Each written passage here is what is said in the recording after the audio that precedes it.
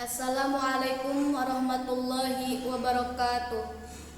Alhamdulillah, puji syukur senantiasa kita panjatkan kepada Allah Subhanahu wa Ta'ala atas segala limpahan rahmat, karunia serta nikmat yang telah diberikan kepada kita semua, sehingga kita dapat berkumpul di sini dalam keadaan sehat walafiat. Yang saya hormati Bapak Ibu Guru Dewan Juri Lomba Orasi Kebangsaan Smart PPKN antar SMP se-Kabupaten Purwakarta. Di sini saya akan menyampaikan pidato dengan tema generasi anti korupsi. Sebelum saya menyampaikan isi pidato saya, ada baiknya saya memperkenalkan diri terlebih dahulu. Nama saya Nurul Fauzia, perwakilan dari SMP Negeri 2 Pondok Salam. Kata korupsi memang sudah tidak asing lagi bagi kita. Secara harfiah, arti kata korupsi adalah mencuri atau mengambil hak yang bukan miliknya dengan memanfaatkan jabatan dan secara sembunyi-sembunyi. Kalau kata kasarnya, maling. Indonesia punya beragam kasus korupsi. Misalnya saja yang paling fenomenal, yaitu kasus penggelapan pajak. Siapa lagi kalau bukan Gayus Tambunan, si mafia pajak, dan kasus korupsi dana haji yang dilakukan oleh Menteri Agama kita, Bapak Surya Dharma Ali, sekitar 1 triliun. Dana haji saja dikorupsi, bagaimana dengan dana umum? Dan masih banyak lagi kasus korupsi yang belum diketahui para pelakunya yang masih berkeliaran bebas. Para koruptor ibaratkan tikus-tikus berdasi yang mencuri uang negara. Apa kalian tahu? Negara Indonesia sudah menduduki kasus korupsi peringkat pertama terbesar se-Asia Tenggara dan keempat terbesar di dunia. Saya pribadi merasa sangat kecewa karena negara kita sudah tercemar dengan korupsi yang dilakukan oleh orang-orang yang tidak bertanggung jawab. Tapi apa yang ada di pikiran mereka?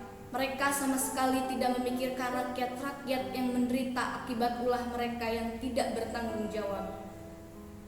Dalam hadis Ubadah bin Asmit radhiyallahu an, Nabi SAW bersabda, Bismillahirrahmanirrahim.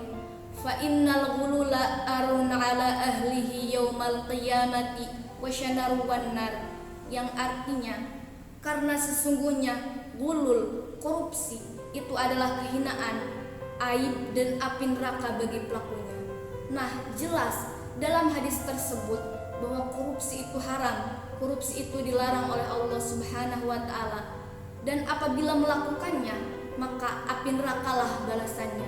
Na'udzubillahi min dzalik. Ngapain banyak harta kalau hartanya haram? Ngapain banyak duit kalau duitnya enggak berkah? Korupsi sudah merajalela di kalangan para pejabat, seakan menjadi budaya bagi mereka. Negara yang rakus akan uang seakan memudahkan mereka untuk melakukan korupsi. Mungkin kalian semua bertanya, mengapa para pejabat jadi korupsi? Apa yang menyebabkan mereka korupsi? Ada yang tahu? Itu karena hukuman bagi para koruptor yang terlalu ringan. Bahkan jika dibandingkan dengan pencuri ayam, mungkin lebih berat hukuman pencuri ayam. Jadi tidak ada efek yang menakutkan bagi mereka. Padahal Indonesia adalah negara hukum. Seharusnya para koruptor diberi sanksi tegas dengan hukuman mati. Dengan adanya hukuman mati, pasti mereka akan memikirkannya ribuan kali untuk melakukan korupsi. Saya berharap agar hukum di negara kita dipertegas. Marilah kita bersama-sama membangun negeri kita serta memberantas korupsi dan menjadikan negara kita terbebas dari korupsi. Ada pepatah yang mengatakan bahwa memberantas korupsi seperti mendorong batu ke atas bukit. Meskipun terlihat sulit, namun apabila kita melakukannya bersama-sama, insya Allah korupsi dapat diberantas sampai tuntas. Kalau bukan kita, siapa lagi? Kalau bukan sekarang, kapan lagi? Ikan kakap sambal terasi, katakan stop untuk korupsi. Cukup sekian yang bisa saya sampaikan, semoga ada manfaatnya. Dan apabila ada kata yang kurang berkenan di hati Anda, Mohon maaf. Wabillahi taufik wal hidayah. Wassalamualaikum warahmatullahi wabarakatuh.